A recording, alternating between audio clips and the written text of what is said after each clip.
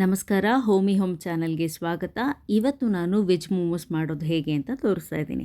ಮೊದಲನೇದಾಗಿ ಮೈದಾ ಹಿಟ್ಟನ್ನು ತೊಗೊಳ್ಳಿ, ಚಿಟಿಕೆ ಉಪ್ಪನ್ನು ಹಾಕಿ ನೀರು ಹಾಕ್ಕೊಂಡು ಚಪಾತಿ ಹಿಟ್ಟಿನ ಹದಕ್ಕೆ ಹಿಟ್ಟನ್ನು ನಾದ್ಕೊಳ್ಳಿ. ಸಾಫ್ಟಾಗಿ ಹದವಾಗಿ ನಾದಿರೋ ಮೈದಾ ಹಿಟ್ಟಲ್ಲಿ ಮೋಮೋಸ್ ಚೆನ್ನಾಗಿ ಬರುತ್ತೆ. 1 ಟೀ ಸ್ಪೂನ್ ಎಣ್ಣೆನ ಹಾಕಿ ಈ ಹಿಟ್ಟನ್ನು ರೆಸ್ಟ್ಗೆ ಬಿಡೋಣ. ಕ್ಯಾರೆಟನ್ನು ಕಟ್ ಮಾಡ್ಕೊಳ್ತಾ ಇದ್ದೀನಿ. ಕ್ಯಾರೆಟನ್ನು ತುರಿದು ಕೂಡ ಬಳಸ್ಬೋದು, ಸಣ್ಣದಾಗಿ ಹೆಚ್ಕೊಂಡಿದ್ದೀನಿ. ಕೋಸನ್ನು ಕಟ್ ಮಾಡ್ಕೊಳ್ತಾ ಇದ್ದೀನಿ. ಈರುಳ್ಳಿ ಹೂ ಹಾಕಿದ್ರೂ ಚೆನ್ನಾಗಿರುತ್ತೆ. ನಾನಿಲ್ಲಿ ಹಸಿಮೆಣಸಿನ್ಕಾಯಿ ಹೆಚ್ಕೊಂಡೆ, ಶುಂಠಿ ಬೆಳ್ಳುಳ್ಳಿ ಎಲ್ಲನ ಹೆಚ್ಚಿ ಇಟ್ಕೊಂಡು ಬಾಣಲಿಗೆ ಎಣ್ಣೆನ ಹಾಕಿ ಜೀರಿಗೆಯನ್ನು ಹಾಕಿ ಶುಂಠಿ ಬೆಳ್ಳುಳ್ಳಿಯನ್ನು ಹಾಕಿ ಫ್ರೈ ಮಾಡ್ತಾಯಿದ್ದೀನಿ.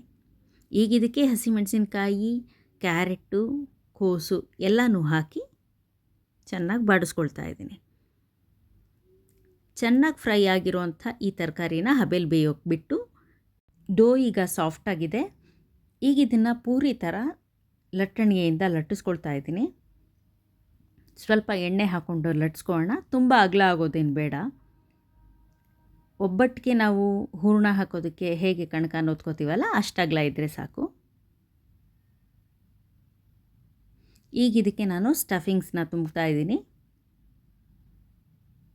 ಸ್ಟಫಿಂಗ್ ಕೂಡ ತುಂಬ ಸ್ಪೈಸಿಯಾಗಿದೆ. ಮೆಣಸಿನಕಾಯಿ, ಶುಂಠಿ ಬೆಳ್ಳುಳ್ಳಿ ಎಲ್ಲ ಹಾಕಿದ್ದೀವಿ. ಹೀಗೆ ಇದನ್ನು ನೆರಿಗೆ ಹಿಡಿತಾ ಹೋಗ್ತಿದ್ದೀರಿ. ಮೋದಕ ಎಲ್ಲ ಮಾಡ್ತೀವಲ್ಲ ನಾವು ಗಣೇಶ ಚತುರ್ಥಿಗೆ, ಆ ಥರ ಇದನ್ನು ಕ್ಲೋಸ್ ಮಾಡಿ ಹೀಗೆ ಟ್ವಿಸ್ಟ್ ಮಾಡಬೇಕು. ಇದು ನೋಡೋದಕ್ಕೆ ಎಷ್ಟು ಕ್ಯೂಟಾಗಿ ಕಾಣುತ್ತೋ, ತಿನ್ನೋದಕ್ಕೂ ಕೂಡ ಅಷ್ಟೇ ರುಚಿಯಾಗಿರುತ್ತೆ. ಈಗ ಇದನ್ನು ಹಬೆನಲ್ಲಿ ಬೇಯೋದಕ್ಕೆ ಇಡ್ತಾ ಇದ್ದೀನಿ. ನಾವು ಇಡ್ಲಿ ಕುಕ್ಕರ್ನಲ್ಲಿ ಇಡ್ಬೋದು, ಎನಿ ಸ್ಟೀಮ್ ಕುಕ್ಕರ್ನಲ್ಲಿ ನಡೆಯುತ್ತೆ. ಮಾಮೂಲಿ ಕುಕ್ಕರ್ನಲ್ಲಿ ಕೂಡ ಹೀಗೆ ಒಂದು ಸ್ಟ್ಯಾಂಡ್ ಇಟ್ಟು ಮಾಡ್ಬೋದು. ಈಗ ಇದೊಂದು 15 ನಿಮಿಷ ಬೆಂದ ನಂತರ ಈಗ ಮೋಮೋಸ್ ತಿನ್ನೋದಕ್ಕೆ ರೆಡಿಯಾಗಿದೆ. ಇದು ಈರುಳ್ಳಿ ಚಟ್ನಿ ಅಥವಾ ಚಿಲ್ಲಿ ಗಾರ್ಲಿಕ್ ಚಟ್ನಿ ಜೊತೆಗೆ ತುಂಬ ಚೆನ್ನಾಗಿರುತ್ತೆ. ವೆಜ್ ಮೋಮೋಸ್ ತುಂಬ ರುಚಿಯಾಗಿದೆ. ನೀವು ಟ್ರೈ ಮಾಡಿ ಹೇಗಾಯಿತು ಅಂತ ಹೇಳಿ. ಬಾಯ್ ಬಾಯ್.